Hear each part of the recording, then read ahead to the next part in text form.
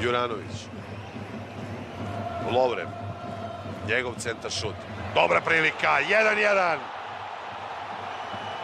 1-1. Ivan Perišić je strelac.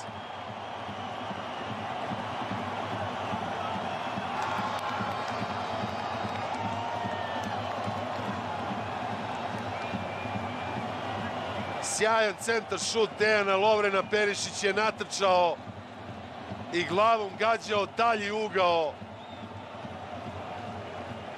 golmana Šuićija Gonde.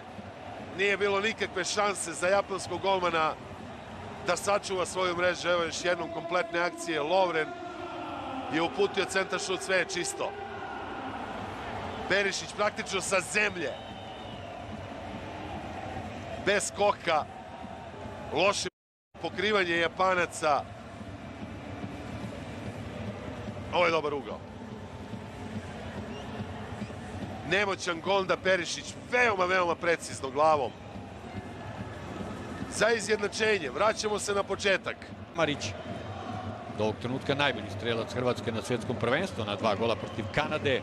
Su ga izdvojila u odnosu na Lovru Majera i na Livaju.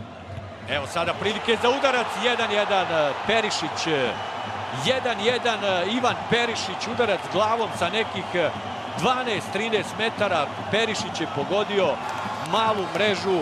Hrvatska dolazi praktično ni iz čega do izjednačenja, ali Perišić još jednom pokazuje kakav je majstor i u ovom trenutku obara brojne rekorde hrvatskog nacionalnog tima. Sada se izjednačio na drugom mjestu vječne liste strelaca sa Marijom Mandžukićem. Obojica su postigla po 33 pogotka. Da vidimo još jednom tu kompletnu akciju. Juranović, onda ubacivanje Lovrena tamo za Perišića. 12-13 metara sigurno je bilo tu.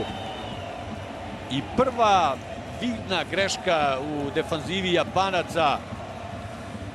Mora se priznati, zaista sjajan udarac Perišića glavom. Pogledajte kako je to bilo tačno i odmjereno. Završava u maloj mreži. Ništa tu nije mogao Šuići Gonda. Hrvatska stiže do izjednačenja.